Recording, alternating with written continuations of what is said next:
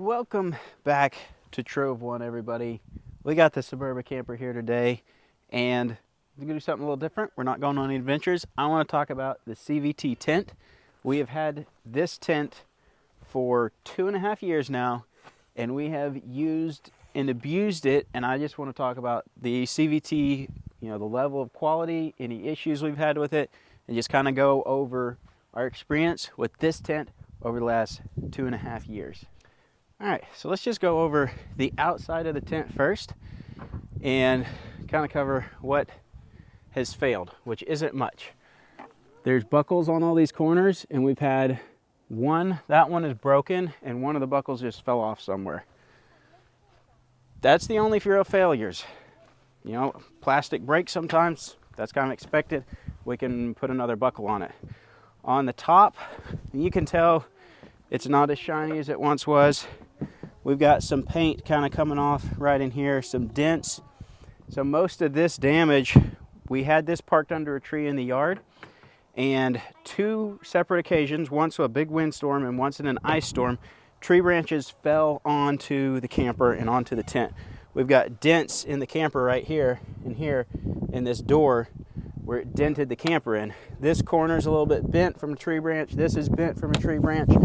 It hit it right here so hard that this rail is supposed to be in line with this one, but it's kicked back. You can kind of see, I haven't got around to fixing this yet, but it's kicked back past the end. I'm actually going to try to fix that today.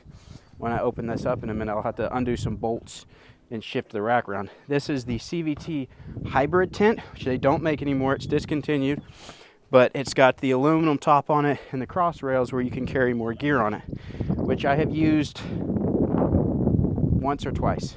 I haven't used it as much as I thought, but we're not like living on the road in it or anything like that, and I still like that option because I like versatility. So I can put something up here if I want to, even though I haven't needed to do it. I know in my original kind of first impressions review, I talked about these being a little bit crooked and some slight rust. That has not changed at all. There's the same little bitty bit of rust that popped up like the first time it got rained on. No more has happened. I don't like these clips that they use, this spring and everything. I prefer a regular clip with a little spring-loaded ball in it.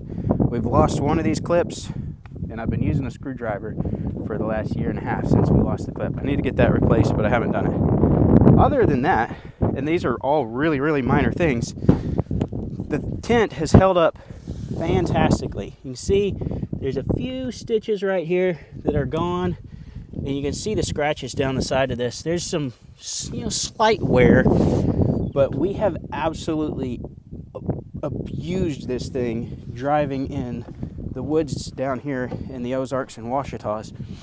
On one trip, we had so many vines and tree branches that this cross rail got pushed from up here. It pushed it all the way back. It popped the bracket off the other side. Another thing that I haven't fixed, and that's been like 1.5 years.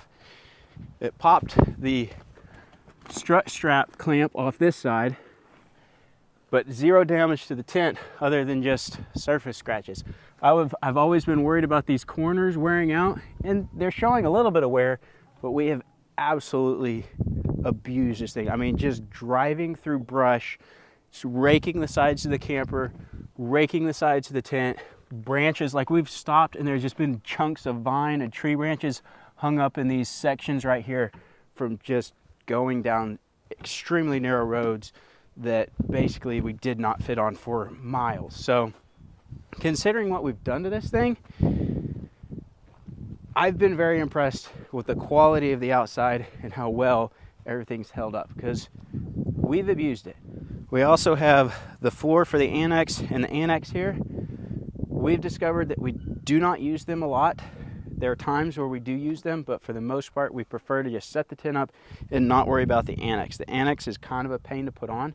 You have to slide it into this groove that goes all the way down through here. It just takes a lot more time. So if we don't need it, we don't use it. So we haven't used the annex near as much. It's still in like new condition. The ladders have held up pretty good. The Velcro on them is pretty much shot. It doesn't really do anything at this point. They still open and close properly. Sometimes they catch a little bit. Not very much. I do wish their ladders, they're basically flat. It's slightly bezeled here, but I wish, because your ladder is always sitting like this when you have your tent set up, and so you're stepping right on the corner. I wish these were like some of the others and had an angle. I don't know about their new ladders. I don't know what they're like now, but the ladders are, you can tell they've been used. They're not quite as good as new anymore. But let's go ahead and open the tent up and look at the inside and the outside of it and everything there. So another thing on the outside here with the cover, I've never had it leak while it was closed up. I've never opened it up and had a wet tent from anything leaking on the cover, which is great because you don't want your tent getting wet, especially if you're not using it. You don't want water getting in and then it molding because you didn't know it was wet. That being said, you can see the wear on this corner. They've got the seams taped up here. You can see that tape's gone. The stitching's coming loose here a little bit. These corners are where the most abuse happens. It's just where the most, when you're opening it up, there's the most friction there. It's rubbing more. That's the most torn up. And I think this one is the worst of all of them. So that we may have to do a little work on here soon so we don't have any issues, but so far it's held up fantastic on the outside. All right, let's get this thing set up.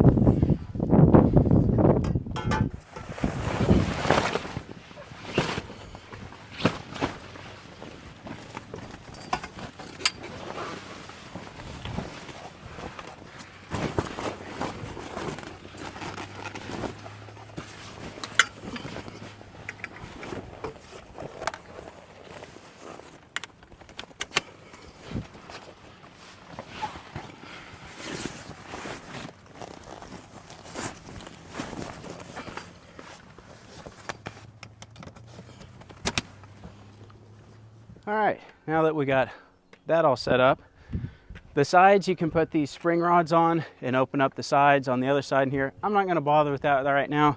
These spring rods have worked great. They do get a little bend in them over time, but you can just straighten them up and they're good to go. They do their job. That opens up this side, opens up the other side. You definitely want all your, you don't have to have them, but your rain fly works better if you have your spring rods and everything set up. One thing we did have break, it lasted for probably a year, but we eventually had break, is this is a spreader pole, and you can see it's got a kind of a clip on that end. The clip on this end broke, and what this spreader pole does is this bar right here that holds us out, the spreader pole goes from here back over here to the main part of the tent, and it holds this down and holds this up. One of my biggest complaints about this tent has been this situation right here. And I just got a new spreader pole from CVT. You can order a replacement, so that part's not too big of a deal. But this, even with the spreader pole in here, has a tendency to collect water on here, and you have to occasionally push it off. What I've found that I have to do, if I know it's gonna rain, I have to make sure I tie these guide wires down nice and tight to help pull the tent down, to make sure the water drains off so it doesn't pool up there so much that it collapses in. It never has, but it does collect water there, and it's hard to get it not to. But we've been able to work with it. But this is the old spreader pole. This is the new one I just got. So we'll make sure it fits and everything. But that's been probably my biggest complaint about the whole tent. And that's really not that big of a deal. All right, so I got the new spreader pole up here, and you can just see that's where water would collect, and right here where it sags down. What would be ideal on this is if it had dual spreader poles, but that would obviously require a different design with the canvas here to be able to get another spreader pole going into, because it goes into this side and hits that support bar. So there's not really much you can do about it, but tie it down. Just a minor design flaw that isn't that big of a deal. All right, now that we're inside, we can see how things have held up here. The mattress in here, we haven't done anything to it. It's been comfortable enough for us. There's times where we'll be like, yeah, a little bit more thickness would be nice, but it's held up well. We're able to pretty much leave these sleeping bags up here. We've got 2 sleeping bags that zip together into a double, and we just leave them up here, and we can fold the tent up with these in here. And then we've got a even colder one that we put in here when it's, or colder rated sleeping bag when it's really cold. We'll throw a 0-degree bag up here or something. But most of the time, this bag, and if it's cold, we run a diesel heater inducted up here. Most of the time, we're good. All right, in here, really, everything is held up really well. We haven't had, we've got a lot of zippers, and that's one thing that we'd be worried about failing. The mesh, we have no holes in the mesh. We haven't torn any of these. None of the zippers have failed on us yet. It could happen, and that will be frustrating when it does. But so far, all the zippers and everything has held up very well. The only thing that's kind of coming apart is some of this seal tape here, which you can replace pretty easy. There's a little water in here because we used it recently, and I haven't opened it up to dry it out yet. That's what we're doing today, drying, cleaning, and preparing for a big trip we've got coming up. But that's about the only thing in here, and it's mainly in spots where there's stuff that gets pushed against the wall a lot, where it would be rubbing around. There's not very many spots even where that tape is become an issue. And we have never, ever gotten water in here. We've had this in rain, heavy rain, we've had light hail. We've never gotten wet up here. It's just been a really good tent. The quality's been fantastic. One other thing that did fail, it's got this LED light strip that comes in here, and it didn't really fail. I think what happened is the wire right here probably got caught up in this hinge at some point, and it chopped the wire off. That's something else I'm going to fix today. I've got the wire. I'm going to splice that back together. This light is very nice. We'll plug it into a battery bank, and then we can just throw some soft light up here when we're getting ready for bed or anything like that. But this tent, it's really been fantastic. And I know this tent is discontinued now. You can't get this anymore.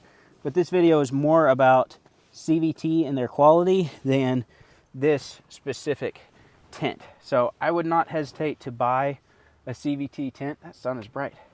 I would not hesitate to buy a CVT tent again.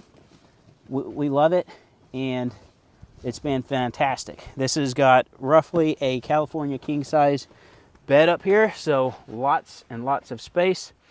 They do make a bigger one called the Three Sisters that's even bigger than this, and that, as far as I know, is the biggest tent on the market. They have one this size right now. It's like their largest soft shell tent. Of course, these days the clamshells and the hardtop tents have become a lot more popular, and that's what a lot more people are going with. This is more of a traditional style, but you can get more space out of one of these. They're just not as fast to put up as some of the others, and they're also noisier in the wind. I don't know if you can hear that. It's wind's blowing right now. You can see things flapping around. These tents are pretty noisy in the wind. Things just flap and rattle. It can make it really hard to sleep, as you could, I don't know if this mic's picking it up, but it gets really loud in here. So on a windy night, it's hard to sleep in a tent. But all of them are going to be that way. I think the clamshells that open up are probably better if you point them in the right direction, but that's just part of the life. There's probably some wind noise out here, but this has been a great tent. I would buy another one. I need to fasten that corner back down. You probably can't hardly hear me because of the wind, but it's a great tent. I would get one again. All right, you got to give them your impression of the tent. My impression? Yeah. Besides the middle bar, great. It doesn't sit level. So like, Army normally doesn't sit level. I'll show you. So when you open it up, there's a seam underneath the mattress. You can kind of see it right here. There's a little bit of a seam, and so you kind of got to go on one side or the other of it, and that's just where the floors meet up, and it doesn't line up perfectly, so it can be a little uncomfortable, but you just got to go to one side or the other pretty much. So I actually pulled the mattress out here for the first time ever to clean everything really good, and I kind of discovered part of what is causing this bump in the middle, which when I'm on it, you can really see the gap there. This is supposed to sit more flush, but our roof rack is slightly curved. And the way this thing has always been cinched down, this part of the floor is slightly curved with the roof rack. This part is floating, is not curved, and so it doesn't quite meet up. It's not a problem with the tent manufacturer, that's just a problem with our roof rack being slightly curved, which hopefully we'll have a solution for that soon. But that being said, there's been a lot more pressure on this end than it's supposed to have, which actually bent the aluminum right there and cracked this piece of aluminum. This hinge has just had a lot more tension on it than it's supposed to have, and it's done that on both sides. But that's on us, not CVT. It's just the way we have it installed, the way our roof rack is, the way I did that to begin with. Hopefully we're gonna do some stuff with the roof rack soon, and hopefully that will help solve the issue. It'll be flat instead of that slight curve of the roof. So we'll see what happens then. It's fine. Didn't really want to see that, but it'll be all right. It still works, so it is what it is. All right, guys, that's all I got today. Quick review on the CVT tent. We're gonna start prepping for our next trip. I would definitely buy CVT again. It's good stuff. And thanks for watching. We'll see you next time.